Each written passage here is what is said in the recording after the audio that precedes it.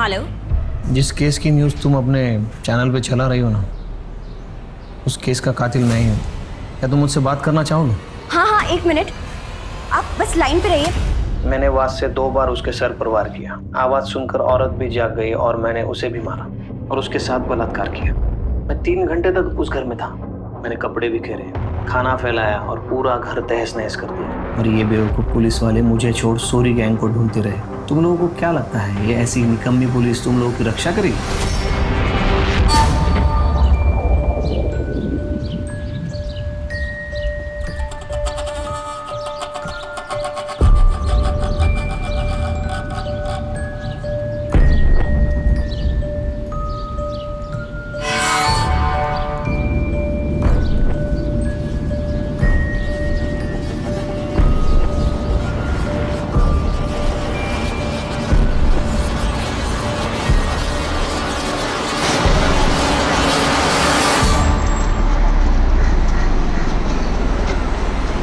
എന്റെ ലഗി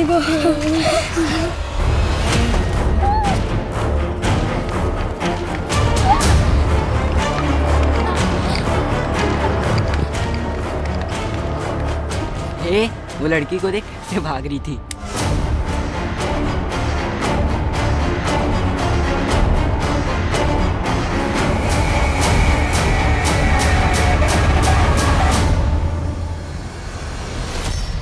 इंसान को जब चोट लगती है तो या तो वो खुद को संभाल कर नैतिकता के रास्ते पर चलता है या फिर वो पतन का रास्ता चुनकर प्रतिघात करता है। बदले की भावना और उस पर अमल करना किसी भी अच्छे नागरिक को अपराधी की श्रेणी में ले आता है। और कितना भी तर्क वितर्क कर लें, अपराध कभी भी सही नहीं हो सकता। नमस्कार, मैं हूँ दिव्यांका त्रिपाठी दहिया और मैं स्वागत करती हूँ आपका क्राइम पेट्रोल 70 के इस एपिसोड में, जो किसी को लगे घात की कहानी है जिसके प्रतिघात ने कई जिंदगियां ले ली।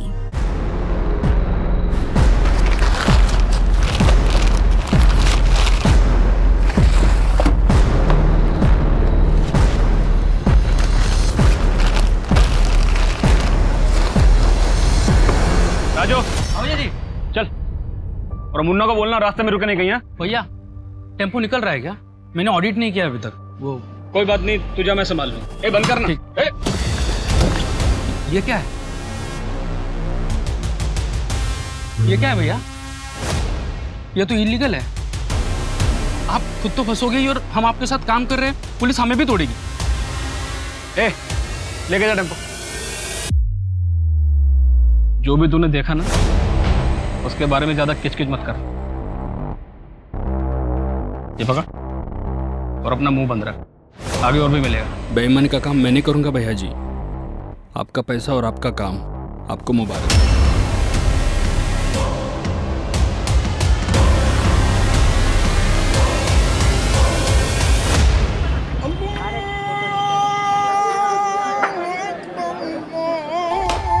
अरे वाह गीता बेटा, वेरी गुड।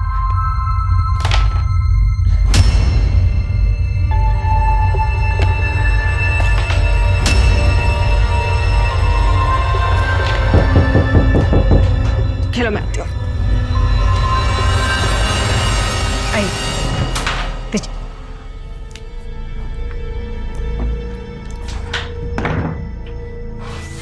क्या हुआ? कुछ नहीं। अरे क्या हुआ है, बताओगे? अरे वो माधव भैया कट्टे का गैर कानूनी काम करते हैं। मैंने अपने आंखों से देखा आज। फिर क्या, नौकरी छोड़ दी मैंने। अरे नौकरी छोड़ दोगे तो कैसे काम चलेगा? अरे सूरज का इलाज, हम पहले इतने कर्जे में हैं। अरे लेकिन ऐसी जगह काम करेंगे तो एक ना एक दिन मैं भी फंस जाऊंगा ना। मुझे सब कुछ पता है, तुम चिंता मत करो। और वैसे भी सिर्फ नौकरी के भरोसे सूरज का इलाज नहीं हो पाएगा। मुझे अलग से कुछ इंतजाम करना पड़ेगा। लेकिन कैसे? चाहे जो कुछ करना पड़े, लेकिन मैं इलाज के पैसे लाऊंगा जरूर। और तुम देखना, अपना सूरज फिर से फुटबॉल खेलेगा। ये सूरज, ये देख मैं तेरे लिए क्या लाया। एक नई टी शर्ट, और पता है इस पे फुटबॉल भी लिखा है। कैसी है? पहन के दिखा। यस, दिखा मम्मी को। कैसा लग रहा है? अरे वाह मेरा सूरज।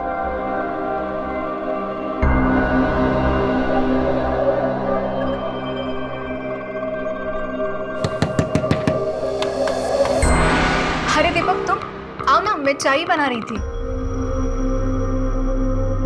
नहीं बेला, थोड़ा जल्दी में हूँ। ये पैसे नीमा ने भिजवाया है। कल 5 टोकरियाँ बिकी थी ना, उसके है। वो सब ठीक है, लेकिन आओ अंदर, मैं चाय बना रही थी, अब साथ में चाय पीते हैं। अरे नहीं ठीक है। अरे आओ, क्या तुम भी। ये लो। और बताओ, सूरज कैसा है? ठीक है, डॉक्टर ने बोला है कि जल्दी ठीक हो जाएगा, लेकिन पैसे बहुत लगेंगे, कम से कम 5 लाख। 5 लाख? हाँ। इतना सब कैसे करोगे आप? मैं अपने पापा से बात करूं? वो कुछ ना कुछ मदद जरूर कर देंगे।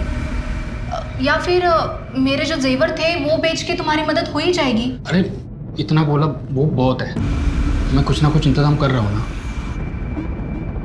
अच्छा, नीमा के घर से दहेज में कुछ नहीं मिला था क्या? मतलब अगर जेवर वगैरह होंगे तो वो बेच दो ना, उतनी ही मदद हो जाएगी। बेला, मैं निकलता हूँ। वो क्या है ना, घर पे सब लोग इंतजार कर रहे होंगे। अरे लेकिन चाय तो खत्म कर लो। सुनो दीपक। अरे दीपक, आते रहना। राशन का 2000, दवाइयों का 4.5, 6.5। अच्छा, चाय बना दूं आपके लिए? अरे नहीं, वो बेला के यहाँ से पी के आया मैं। अच्छा सुनो ना, वो 2000 रुपया था ना मेरे पास, उसमें से 1000 रुपये मैंने गायत्री काकी को दे दिए। उनके पास खाने के भी पैसे नहीं थे। कोई बात नहीं, किसी की मदद करना अच्छी बात होती। अच्छा क्या? मामा जल्दी आइए। सूरज क्या हुआ? सूरज अरे इसकी तबीयत खराब हो गई, इसको हॉस्पिटल लेके जाना पड़ेगा। गीता सुन, तू बेला आंटी के पास चली जा, ठीक है? मैं उनको फोन कर दूंगी, और सीधा वहीं जाना, इधर उधर मत जाना बेटा।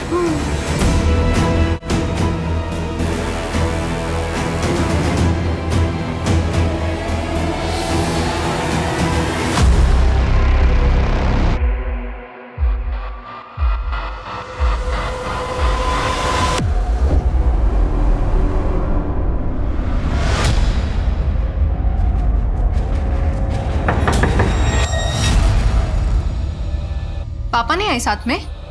वो सूरज को लेके अस्पताल गए हैं। अच्छा, आओ अंदर। खाना खाया तुमने? थोड़ा सा।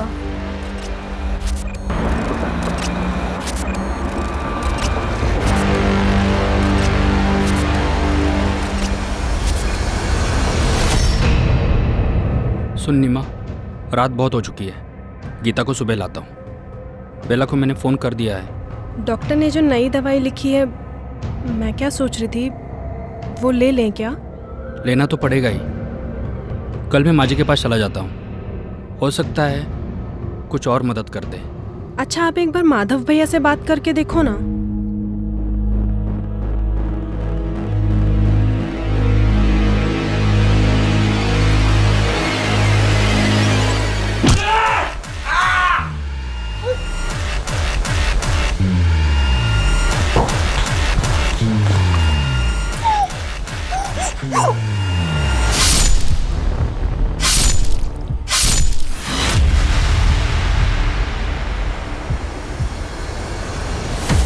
ये कमल, तेरा फेवरेट के घर पे बड़ा कांड हो गया है, पुलिस भी आया है।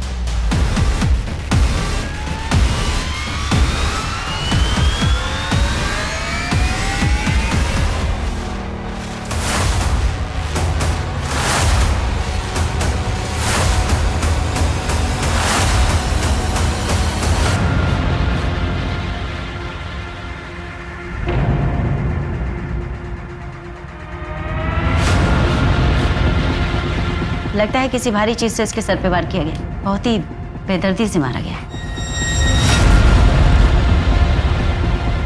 शायद इससे।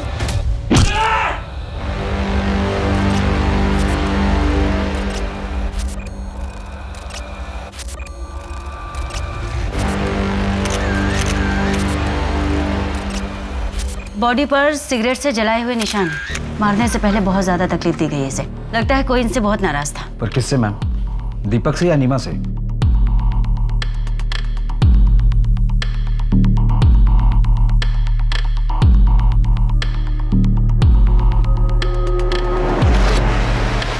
मैम, यहाँ तेल के निशान भी है। और सामान भी बिखरा पड़ा हुआ है। लगता है रॉबरी का मामला है। प्लेट्स पर भी ऑयल के निशान है एक्स्ट्रा।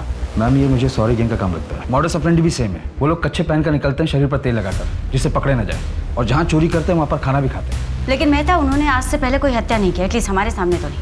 हमारे सामने ऐसा कोई केस नहीं है।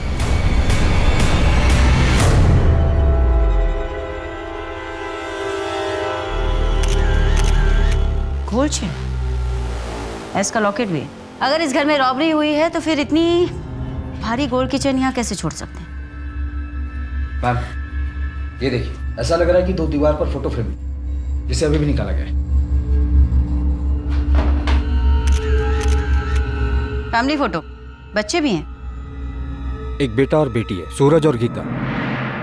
पड़ोसी ने बताया कि सूरज की तबीयत काफ़ी ख़राब हो गई थी, इसलिए कल रात उसे हॉस्पिटल लेकर गए और गीता को नीमा की सहेली बेला के घर भेजा गया। तो सूरज इस वक्त कहाँ है?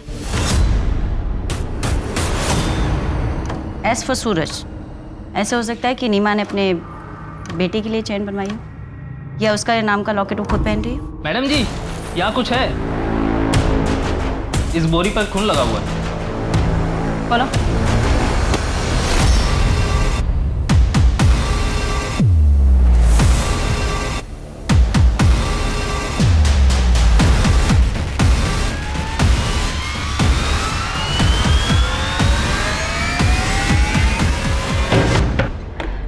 गीता कहाँ है? हाँ? गीता कहाँ है? अंदर सो रही है। गीता? गीता? अभी यही तो सो रही थी, पता नहीं कहाँ चली गई। अगर यहीं सो रही थी तो कहाँ जा सकती है? उसे लेने कोई आया था क्या? नहीं, सुबह दीपक आने वाले थे, लेकिन आप लोग यहाँ। देखिए, हमें दीपक, सूरज और नीमा की लाश मिली है उनके घर से। क्या आप बता सकती है कि ये चैन नीमा की है? इतनी बड़ी गोल्ड चेन? नहीं, ये नीमा की नहीं हो सकती। वो इतने अमीर है ही नहीं। सूरज के इलाज के लिए उन्हें 5 लाख जुटाने में बहुत मुश्किल हो रही थी। ये उनकी नहीं हो सकती। बेला जी, एक बात बताइए, अगर गीता यहाँ पर नहीं है तो कहाँ हो सकती है? कहाँ जा सकती है? हमें क्या उसके परिवार की किसी के साथ कोई दुश्मनी थी?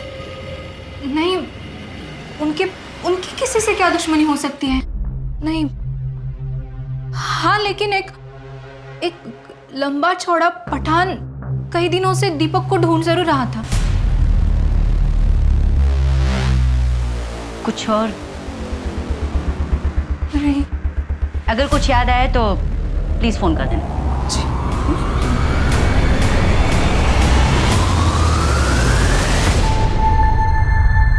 अरे यार नीमा, बहुत देर हो गई, कम से कम 1 कप चाय तो पिला दे। बस ये हाथ का काम समेट लूं, फिर बनाती हूँ। अरे तुम लोग अपना काम चालू रखो, मैं चाय बना देता हूँ। हाँ।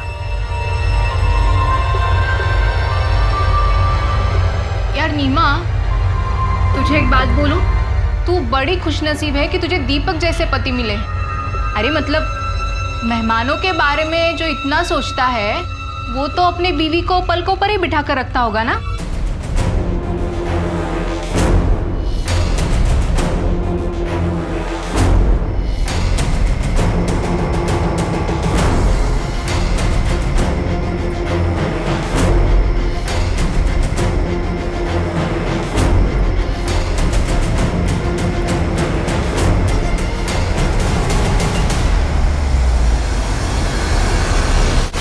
क्या पूरी फैमिली मर गई?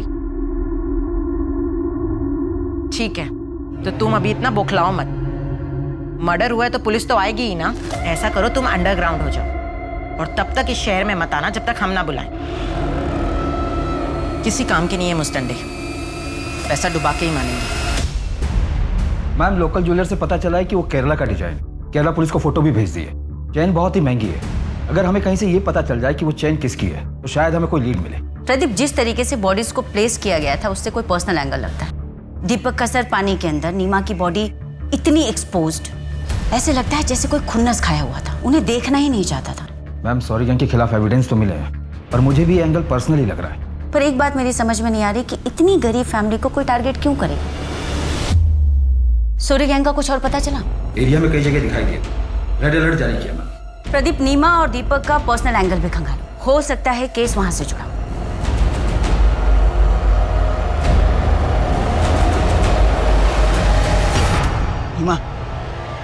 मेरी बात सुनना। मैं तू क्यों अपनी जिंदगी खराब करने पर तुली हुई है? अपने निकम्मे पति और बच्चे की बीमारी के बोझ तले अपनी जवानी मत गला नीमा। अरे छोड़ ये सब झमेला और भाग चल मेरे साथ। मैं तुझे कोई तकलीफ नहीं होने। हिम्मत भी कैसे हुई मुझे ये सब बोलने की? ना तो मेरा पति निकम्मा है और ना ही मेरा बेटा मुझ पर बोझ है। वो जगह तू अपनी फैमिली पे, समझा ना? मेरे पति और मेरे बेटे से मैं बहुत प्यार करती हूँ। दोबारा से मुझे ये सब बातें बोली ना तो पुलिस में शिकायत कर दूंगी तेरी, और मोहल्ले में भी जीना दुश्वार कर दूंगी तेरा मैं।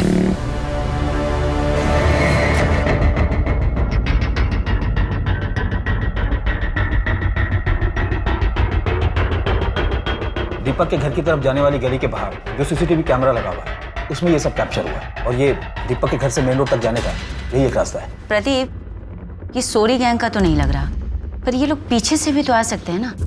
पीछे वाला रास्ता? वहाँ कोई सीसीटीवी नहीं मैम, मोहल्ले के अंदर जाने का यही एक रास्ता है। इस बैग पे जिम करो, पता करो इस डिजाइन और इस कंपनी के बैग कौन सी दुकानों में बेचे जाते हैं। मैडम, हॉस्पिटल के अकाउंट डिपार्टमेंट से पता चला है कि दीपक ने इलाज के लिए 4 लाख की पेमेंट की है। इसमें से 3 लाख कार्ड से और 1 लाख कैश पे किया।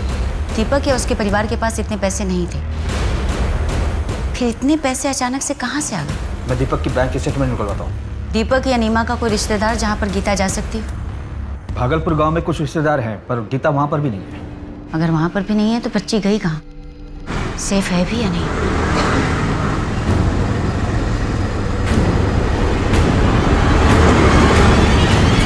मैंने दीपक के बैंक स्टेटमेंट को चेक किया, उससे क्लियर पता चलता है कि उसने हॉस्पिटल को 3 लाख रुपए कार्ड से पे किए थे, और ये पैसे किसी वैष्णवी ने उसके अकाउंट में ट्रांसफर किए थे। वैष्णवी? कौन है ये वैष्णवी?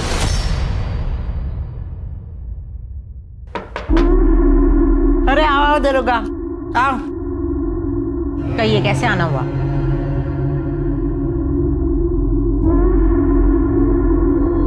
आपने दीपक को 3 लाख रुपए दिए थे। अब क्या करूं दरोगा बाबू, भलाई का काम ही नसीब में आया है। वक्त जरूरत पड़ने पर लोगों की मदद कर देती हूँ, और दीपक को भी 3 लाख रुपए मैंने ही दिए थे, पर सब कुछ कानून के हिसाब से। वो क्या बोलते हैं उसको, बैंक ट्रांसफर। और जब वो पैसे नहीं लौटा पाया तो आपने वसूली के लिए किसी को भेजा था? आफ्ताब को भेजा था। और आपके उस आफ्ताब ने एग्जाम्पल सेट करने के चक्कर में उसको और उसके पूरे परिवार को ही मार दिया। दरोगा बाबू, अगर हम ऐसे ही लोगों को मारने लगे तो लोग हमसे पैसे क्यों लेंगे? 3 लाख रुपए दिए थे, कोई सिक्योरिटी नहीं रखी? सिक्योरिटी के तौर पे घर के पेपर दिए थे उसने। अब तुम बोलोगे उसके मकान के चक्कर में मैंने उसको मार दिया। तुम मेरा घर देखो और उसका मकान देखो। ये आफ्ताब का है? वो तो अपनी गर्लफ्रेंड के साथ लखनऊ गया है घूमने। सर, मैंने वैष्णवी के बारे में सब कुछ पता कर लिया है कि पैसों की वसूली के लिए आफ्ताब नाम का एक बंदा जाता है। हिस्ट्री शीटर है वो, और उस पर सेक्सुअल असॉल्ट के आरोप भी है। बेला ने भी यही कहा था कि दीपक के पीछे कोई लंबा चौड़ा पठान पड़ा था। हो सकता है ये पठान आफ्ताब ही हो। अपने खबरियों को अलर्ट करो, देखते ही आफ्ताब कब तक अंडरग्राउंड रहता है। सर, पर एक बात समझ में नहीं आ रही है कि जब दीपक के घर में भारी गोल्ड की चेन थी तो उसने वैष्णवी से पैसे उधार क्यों लिए? बोल भैया जी, थोड़े पैसों की जरूरत थी मुझे, हर महीने पगार से काट लीजिएगा, और आप बोलोगे तो मैं ओवर टाइम भी कर लूंगा। हाँ बोल, कितने चाहिए? वो 4 से 5 लाख की जरूरत। क्या 4-5 लाख? भाई दिमाग ठीक है तेरा? 10-20 हज़ार की बात होती तो मैं सोचता भी। कुछ भी बोल रहा है? 4-5 लाख। चल जा अपना काम कर। 4-5 लाख? नहीं, तू चीटर है। मैंने चीटिंग नहीं की है सूरज। अरे मेरी रानी है यही नहीं गई है। चीटिंग कर रही है तू, चीटर। क्यों शोर पापा मचा? ने दूध पी ले पहले। तू चीटर है। सुनो मेरी बात। अरे चुप रहो। अब मैं तुमको सिखाऊंगा बिना चीटिंग के कैसे जीतते हैं। नीमा आओ बैठो। ये स्ट्राइकर है। इस ब्रूटल मर्डर केस में तकलीफों से गुजरता लेकिन हंसता खेलता परिवार उजड़ गया था, और इस अपराध को अंजाम देने वाले का कोई सुराग तक नहीं मिल रहा था। फिलहाल उस इलाके में लूटपाट करने वाला सोरी गैंग पुलिस के शक के घेरे में सबसे ऊपर था, लेकिन मुश्किल बात ये थी कि ये सिर्फ रॉबरी का केस नहीं था। दूसरी तरफ सूद पर पैसा देने वाली वैष्णवी थी, जिससे दीपक ने अपने बेटे के इलाज के लिए उधार में पैसे लिए थे और वो उसे लौटा नहीं पा रहा था। लेकिन क्या इन्हीं में से किसी ने इस हत्याकांड को अंजाम दिया था, या फिर कोई ऐसा भी था जो अभी तक पुलिस के शक से बाहर था?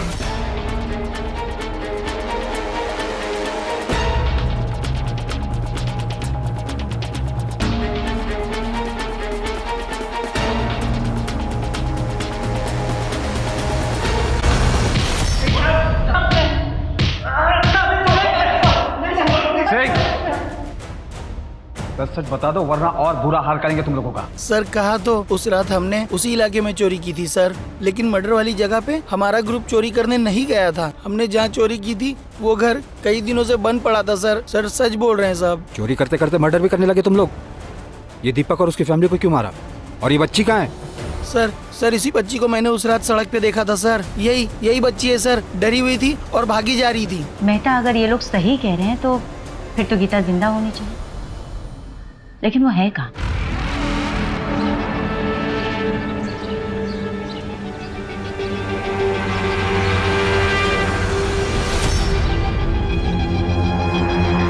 अकेले हो यहाँ? डरो मत, तुम्हारे मम्मी पापा नहीं है? मैं बेटा तुम्हारा नाम क्या है बताओ? गीता। तुम्हें भूख लगी होगी ना?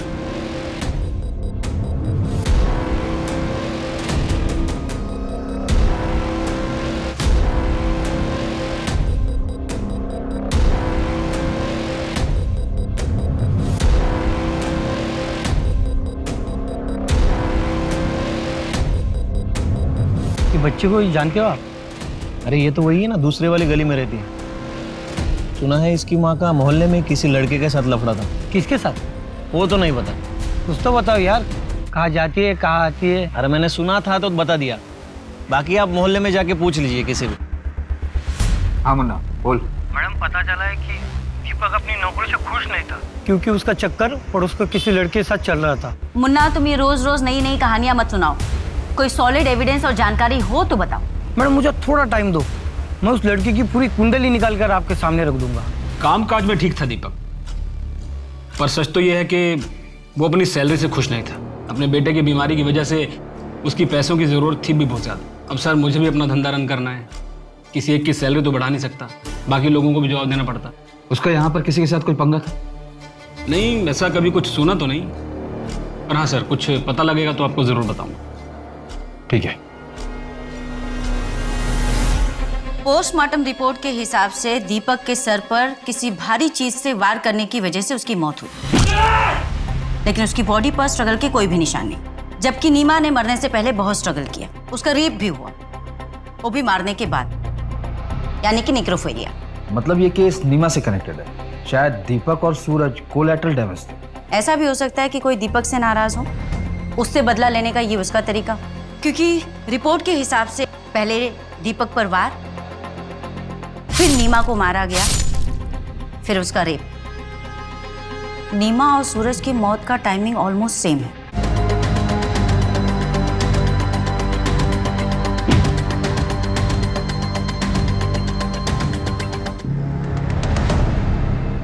लेकिन इस सब के पीछे क्रिमिनल का मोटिव क्या था? मैडम, केरला से गोल्ड चेन की सारी इंफॉर्मेशन आ गई। वो गोल्ड चेन दरअसल में मुनी जमानी माला कहलाता है और ये स्पेसिफिक डिजाइन खोजी कोड़े में बनाई जाती है और खोजी कोड़े के जिस ज्वेलर ने बनाई थी उसी का इनिशियल एस उस पर था। यानी कि वो एस सूरज के लिए नहीं था। कुछ बताया उसने कि वो माला उसने किसके लिए बनाई थी? पिछले साल ही उसकी मौत हो गई थी, तब से वहाँ ऐसा कोई गहना नहीं बनाया गया। उसका एक बेटा था मैम, जो अब केरला में नहीं रहता, लेकिन पुलिस उसे ट्रैक कर रही है। Ma'am Dhanipur triple murder case में आरोपी कब पकड़ा जाएगा? देखिए मैडम, अभी इन्वेस्टिगेशन चल रही है। अभी तक की जांच में हमारे सामने कोई भी ऐसा पुख्ता सबूत नहीं आया है, पर हम कोशिश कर रहे हैं। लेकिन किसी गरीब फैमिली को मारने के पीछे क्या वजह हो सकती है? I mean, इसके बाद क्या लोग अपने घरों में सुरक्षित महसूस करेंगे? देखिए, हमें पूरा भरोसा है कि कातिल जल्द से जल्द पकड़ा जाएगा और उसे कड़ी से कड़ी सजा मिलेगी। लेकिन कातिल कौन हो सकता है? कोई सरफिरा या विकृत मानसिकता का इंसान। ऐसे लोग वारदात को अंजाम देने के बाद कहीं जाकर छिप जाते हैं, लेकिन औरतों और बच्चों की जिंदगी से खिलवाड़ करने वाला चाहे जहां भी छिपा हो, हम उसे ढूंढ निकालें। Thank you. लेकिन मैम जिस कॉन्फिडेंस के साथ आप कह रही हैं, क्या आप उसे सच में पकड़ लेंगी? मुझे नहीं लगता है आपके पास कोई ठोस लीड है।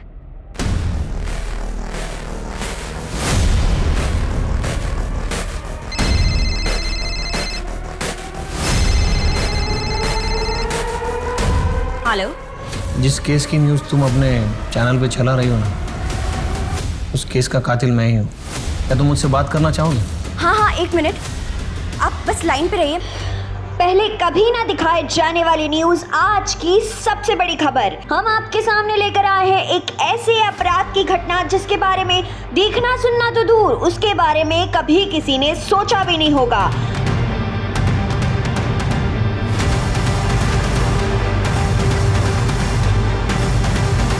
मैम, आपने न्यूज़ देखा?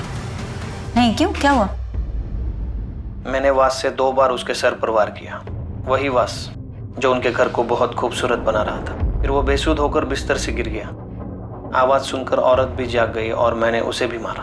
उसके आदमी को मारने के बाद मैंने उस औरत को खींचा और उसके साथ बलात्कार किया। उनके लड़के को मारने का मेरा कोई इरादा नहीं था, लेकिन वो जाग गया और माँ से पानी मांगने लगा। मैंने उससे कहा वापस सो जा, लेकिन वो मुझसे ही पूछने लगा कि तुम कौन हो, और मम्मी चोर, घर में चोर घुसा है, ऐसे चिल्लाने लगा। तो मैंने उसे बिस्तर के बगल में रखी ईंट से मार दिया। मैं 3 घंटे तक उस घर में था। मैंने कपड़े बिखेरे, खाना फैलाया और पूरा घर तहस नहस कर दिया। और ये बेवकूफ़ पुलिस वाले मुझे छोड़ सोरी गैंग को ढूंढते रहे, जबकि मैं खुला घूम रहा था। तुम लोगों को क्या लगता है ये ऐसी निकम्मी पुलिस तुम लोगों की रक्षा करेगी? आपका नाम क्या है? नाम में क्या रखा है, मैं आप लोगों को बता रहा हूँ, ये निकम्मे पुलिस वाले मुझे कभी नहीं पकड़ पाएंगे, क्योंकि वो मुझ तक कभी पहुँच ही नहीं सकते।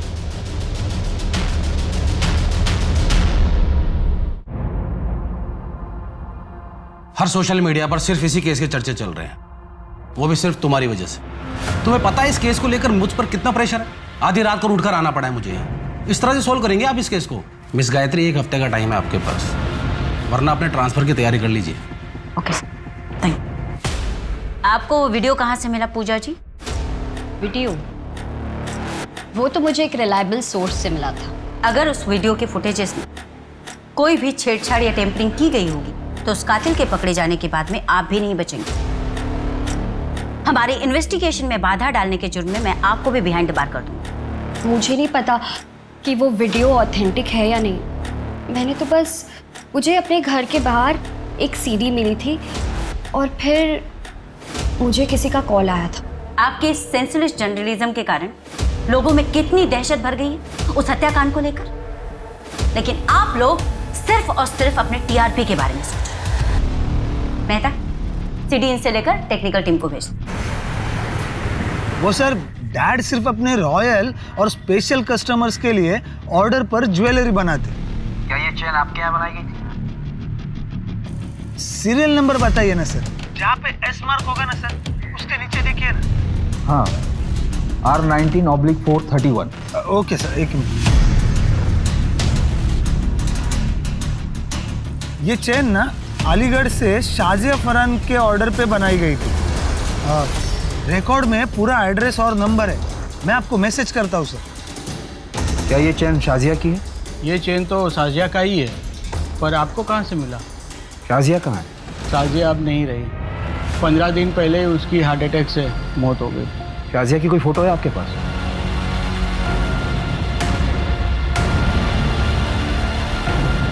अभी ज्वेलरी के साथ उसे हमने दफन किया था। शाजिया के साथ ये बच्चा कौन है? ये हमारा नवाज है, शाजिया का बेटा। चैन की मिस्ट्री को सॉल्व करना पड़ेगा। एक काम करो मेहता, कोर्ट से ऑर्डर निकलवाओ, इस ताजिया की बॉडी को निकलवाते हैं, एग्जामिन करते हैं। मैम, मुन्ना का फोन भी आया था। उसने बताया कि नीमा के मोहल्ले में एक लड़का रहता है कमल, वो नीमा को पसंद करता था। ले आओ उसे भी।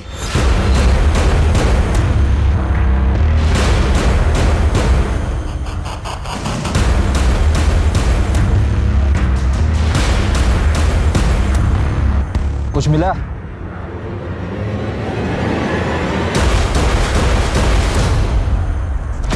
डेड बॉडी पर एक भी ज्वेलरी नहीं है। बॉडी को पोस्टमार्टम के लिए भेजो। साहब, मैं सच्ची कह रहा हूँ साहब। उस रात में अपनी चचेरी बहन की शादी में गया था साहब। आप चाहे तो रिश्तेदारों से भी पूछ सकते हैं, पूरी रात वही था। तेरी चचेरी बहन का एड्रेस दे। मैम, कमल ने बताया कि वो उस रात अपनी चचेरी बहन की शादी में गया हुआ। हमने चेक किया और मुन्ना का कहना है कि कमल का प्यार एक तरफा था, नीमा की तरफ से कुछ नहीं था। तुमने ये साजिया फरहान की फाइल पढ़ी मेहता? इसके साथ भी नेक्रोफिलिया हुआ था जैसे नीमा के साथ, और साजिया के साथ तो उसकी डेड बॉडी को कब्र से बाहर निकालकर बलात्कार किया गया।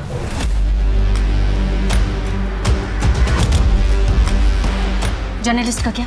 मैम किलर ने जर्नलिस्ट को जिस नंबर से फोन किया था वो फेक आईडी पर लिया गया था, वहां तो डेड एंड है। मेहता, इन सब के पीछे जो कोई भी है, ये सब कुछ प्लान किया है। वो ऑयल स्टैंड्स का प्लान करना, खाना जानबूझकर छोड़ना, नीमा के अफेयर वाली बात, दीपक के ऑफिस की प्रॉब्लम वाली बात, ये सब कुछ डेड एंड पर जाकर ठहर जाती। इसका मतलब इस केस के इन्वेस्टिगेशन को शुरू से ही गुमराह किया गया। वो क्राइम सीन सिर्फ और सिर्फ हमें मिसलीड करने के लिए क्रिएट किया गया था। क्या सच में इस हत्याकांड की जांच उस शातिर अपराधी के बिछाए जाल में उलझती जा रही थी? इन्वेस्टिगेशन में ये इशारा जरूर मिल रहा था बार बार कि जुर्म करने वाला एक नेक्रोफिलियक है। अपराधी इतना शातिर था कि हर मिला हुआ सुराग अधूरा था। शहर के लोग दहशत में और पुलिस बेबस, बस एक लीड मिलने का इंतजार कर रहे थे सब। पापा आपने फिर से पकड़ लिया। मेरा चुपकल इधर बैठा है, आजा बाहर। चल चल अब मम्मी को ढूंढते, आजा। मम्मी मम्मी मम्मी कहाँ छुपी है?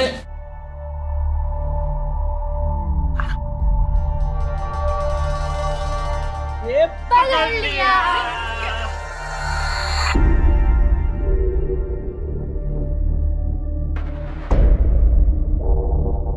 जिस दिन शाजिया की मौत हुई थी उस दिन शाजिया के घर पर कोई ज्वेलर आया था। शाजिया ने अपनी सहेली को फोन करके कहा था कि अगर उसे ज्वेलरी देखनी हो तो उसके घर आ जाए, क्योंकि वो ज्वेलर बहुत ही सस्ते दामों में ज्वेलरी बेच रहा था। हालांकि शाजिया की सहेली शाजिया के घर नहीं आई थी और शाम को जब शाजिया के पेरेंट्स घर आए तो उसकी मौत हो चुकी थी। लेकिन सवाल अभी भी वही है मेहता, क्या कातिल ने जानबूझकर ये सब कुछ सिर्फ इसलिए किया कि वो दीपक और नीमा को मारना चाहता था? उसका टारगेट आखिर कौन था, दीपक या नीमा? और फिर इसमें साजिया कहाँ फिट बैठती? मैम यहाँ हत्या का मोटिव समझ में ही नहीं आ रहा है। वो बच्ची गीता भी नहीं मिल रही। सच कहूँ तो मुझे उस बच्चे की फिक्र होने लगी। पता नहीं ठीक होगी भी या नहीं।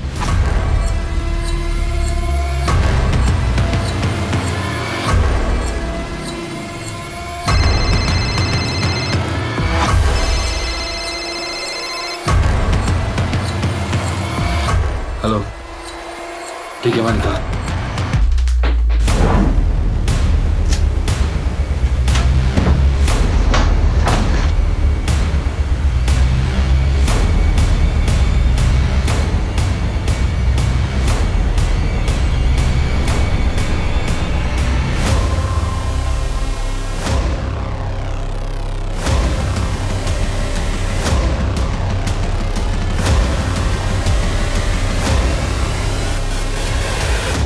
किसका ये? सब ये मेरा नहीं है, वो मैं माधव भैया के लिए डिलीवरी लेने आया था। माधव कौन? माधव पांडे? हाँ वही फर्नीचर वाले माधव। दीपक के काम छोड़ने के बाद तूने शाजिया की लाश कब्र से निकाली और दीपक के घर जाकर क्राइम कर दिया। मैं किसी शाजिया फरहान को नहीं जानता। दीपक और उसकी फैमिली को कैसे मरवाया? सर मैंने ना किसी को मारा ना मरवाया, क्योंकि सर मैं अच्छी तरह जानता था कि दीपक में कंप्लेंट करने की ना तो हिम्मत थी ना टाइम। सर वो तो अपने परिवार में परेशान था। सर मैं एक बिजनेसमैन हूँ, कोई खूनी नहीं हूँ। सब मुझे जाने दो सर। क्या गीता का वहां भी कुछ नहीं पता चला? उस माधव ने कुछ कन्फेस किया? नहीं मैम, कट्टो का इलीगल बिजनेस से यही कन्फेस किया। उसका कहना है कि इस हत्या में उसका कोई हाथ नहीं है। चार्जशीट तैयार करो, इलीगल वेपन और ट्रैफिकिंग के केस में अंदर ही रहो। मैम कमल से भी कुछ निकल नहीं पा रहा है। वो उस रात अपनी चचेरी बहन की शादी में गया था और सुबह 6 बजे निकला था वहां से। जी क्या? ठीक है हम आते हैं। क्या वो? मैम रसूलपुर में एक लड़की मिली है जिसकी डिटेल्स गीता की डिटेल से मैच करती है। आ रही हूँ बाबा। गीता का?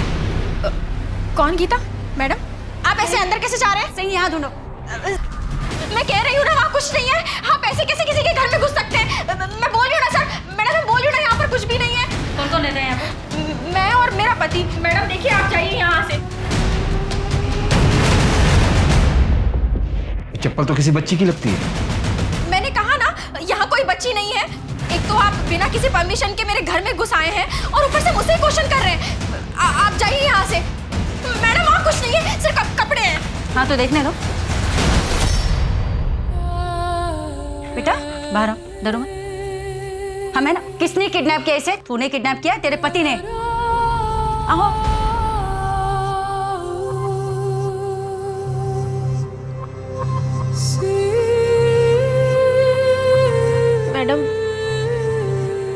मेरा कोई बच्चा नहीं है, मैं माँ नहीं बन सकती। इसलिए जब मैंने गीता को देखा तो मेरा मन नहीं माना और मैं अपने साथ अपने घर ले आई। हमारे पास बहुत पैसा है, लेकिन मेरा पति शराबी है, इसलिए मैंने गीता के बारे में अब तक उन्हें कुछ नहीं बताया। पता नहीं गीता किसी भी आदमी को देखती है तो ऐसे डर जाती है कि अलमारी में जाके छुप जाती है। अगर ऐसी बात है तो तुमने पुलिस स्टेशन में इन्फॉर्म क्यों नहीं किया? हम पिछले 15-20 दिनों से इस बच्ची की तस्वीर लेकर यहाँ वहाँ ढूंढ रहे। मैंने न्यूज़ में देखा था कि मर्डरर ने किस तरीके से आप लोगों को चैलेंज किया था। मुझे गीता की जान की चिंता है, इसलिए मैंने किसी को कुछ नहीं बताया। हाँ, लेकिन गीता ने अपने माँ बाप के कातिल को देखा है।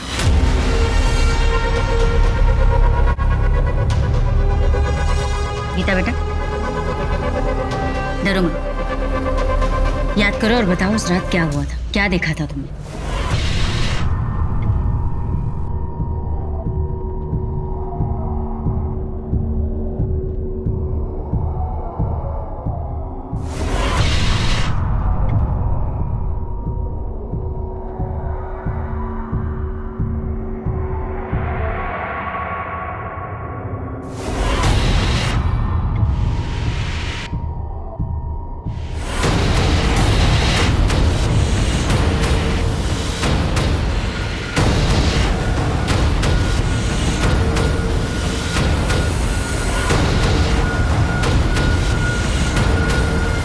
मैंने उसका चेहरा नहीं देखा, उसे सिर्फ पीठी नजर आ रही थी और वो बार बार अपने हाथों पे ऐसे खुजा रहा था। और कुछ चीज, कुछ और देखा हो तुमने? कुछ याद है तुम्हें? हाँ, उसने अपने कान में बाली पहनी थी। मुन्ना, वो आदमी बार बार खुजली करता था, कान में बाली पहनता था। क्राइम सीन पर उसने ड्रिंक भी किया था, शायद अल्कोहलिक हो। ऐसे किसी भी आदमी के बारे में चारों तरफ पता करो, ढूंढो उसे, ठीक है? अच्छा मुन्ना,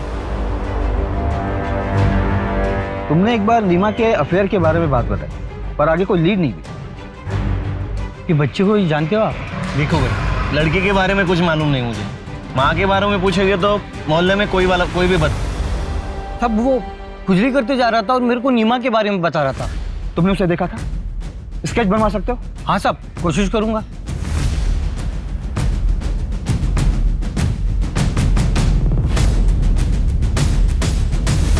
मर्डर के दूसरे दिन ही वो हमारी आंखों के सामने था, हमें मिसलीड करता रहा और हम उसे नहीं पहचान पाए। आज की तारीख में हमारे पास केवल उसका स्केच है और हम उसके बारे में कुछ नहीं जानते। हेलो, क्या? कहाँ? कोलकाता? आप मुझे फैक्स कर सकते हैं? जी, please note down the number 44343610। Kolkata में भी आज से 2 साल पहले नेक्रोफेलिया का केस हुआ था, वहां भी विक्टिम का बेटा गायब। मैडम, कोलकाता पुलिस हेडक्वार्टर से फैक्स आया है। विक्टिम का नाम मौसमी। उसे मारने के 2 दिन बाद तक उसकी डेड बॉडी के साथ बलात्कार किया गया था। उसके बाद उसकी बॉडी एक फैक्ट्री के शेड में बरामद हुई। उसका 12 साल का बेटा था। आखिरी बार वो खुर्जा में देखा गया। इस मामले में भी सस्पेक्ट एक साड़ी बेचने वाला था जो अक्सर मौसमी से मिलने आया करता था, क्योंकि मौसमी को नई डिजाइन की साड़ियों का शौक था और वो उसकी कमजोरी थी। ये वही स्केच वाला है शायद, जिसकी शिकार सारी औरतें और उनके बच्चे हुए। लेकिन मैम, ये कोइंसिडेंस भी तो हो सकता है।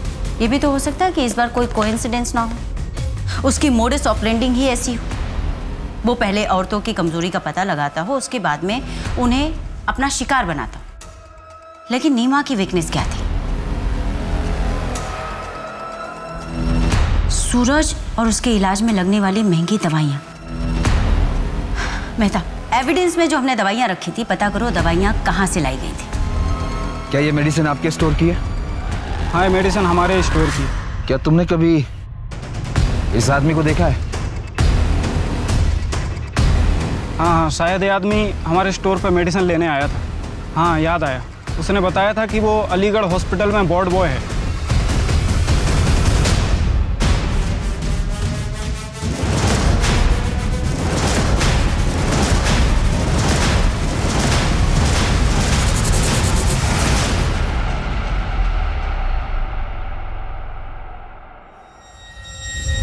अरे सूरज, सूरज, मना किया ना तुझे, कभी सुनता नहीं है मेरी बात।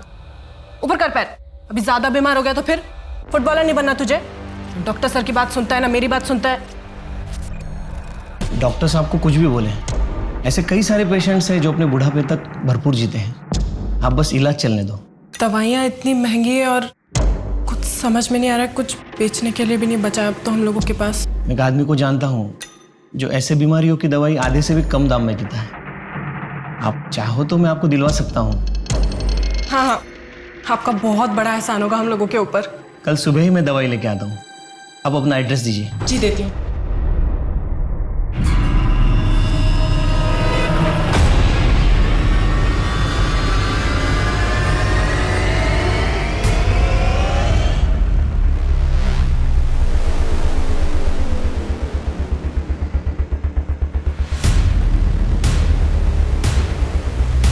चेक करो।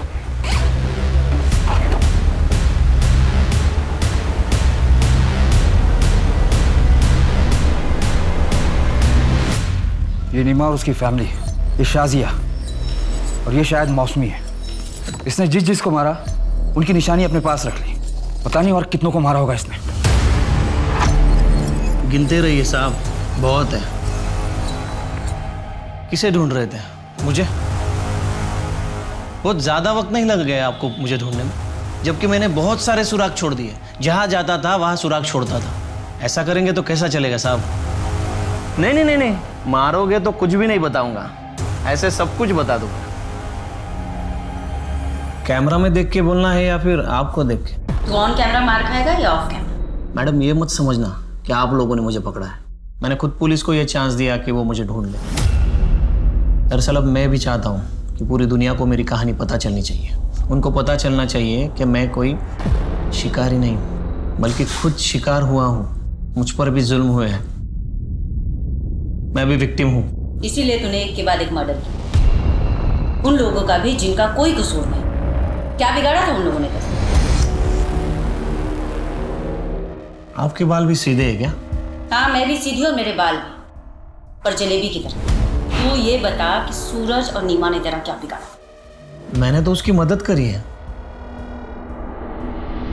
कैसे डांट रही थी उसे? मना किया ना तुझे, क्यों उतर रहा है बेड से? कभी सुनता नहीं है मेरी बात। नवीन बेटा क्या हुआ? रो क्यों रहा है? ऐसा कर, जी भर के रो ले। रोने से ना जी हल्का हो जाएगा। वैसे भी रोने से कोई नामर्द थोड़ी हो जाता है। और तू तो मेरी बहादुर लड़की है ना? मामू, लड़की से रहना अच्छा नहीं लगता। तू एक लड़की है।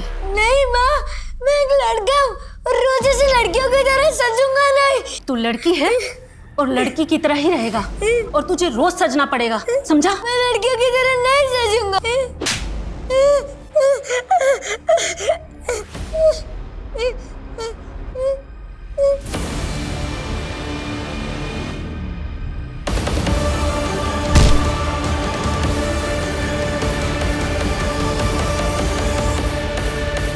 बहुत सुन ली तेरी कहानी, अब ये बता कि ये सब तूने क्यों किया? कोई अपने बच्चों को डांटे, उन पर अपना हक जमाए, उनको तकलीफ दे, मुझसे बर्दाश्त नहीं होता। और मैडम, ये सभी औरतें वही कर रही थी। मैंने उन्हीं औरतों को मारा जिनके बाल सीधे थे, और उन सभी औरतों के बालों में से मुझे वही खुशबू आती थी जो मेरी माँ के बालों में से आती थी। मुझे जितना तुझ पर गुस्सा आ रहा है ना, उससे कहीं ज्यादा तरस आ रहा है। जिस माँ की जातियों और परवरिश की तू बात कर रहा है ना, तू बिल्कुल उसके जैसा बन गया। मैं कोर्ट से रिक्वेस्ट करूंगी कि तुझे ऐसी कड़ी से कड़ी सजा मिले ना कि दूसरा कोई तुझ जैसा ना बने। नवीन पूरी दुनिया को ये बताना चाहता था कि उसके साथ कितना अन्याय हुआ था। उसे ये लगता था कि वो शिकारी नहीं, वो खुद शिकार है। जबकि सच्चाई ये है कि एक मानसिक आघात ने उसे नेक्रोफिलियाक बना दिया था। उसने जो किया था वो कोई मामूली अपराध नहीं था। महिलाओं के प्रति भारी नफरत ने उसे अंधा बना दिया था, और प्रतिघात में वो मासूम औरतों पर हमला करता था। अपने ऊपर हुए घात से उबरकर सही दिशा में बढ़ना ही इंसानियत है। यही फर्क है एक अच्छे नागरिक और एक अपराधी के बीच में। आप अपनी हर प्रतिक्रिया में नैतिकता को याद रखें। इस आशा के साथ मैं दिव्यांका त्रिपाठी दया अब लेती हूँ आपसे विदा। फिर मिलूंगी एक नई सच्ची कहानी के साथ। आप देखते रहें क्राइम पेट्रोल सतर्क। जय हिंद।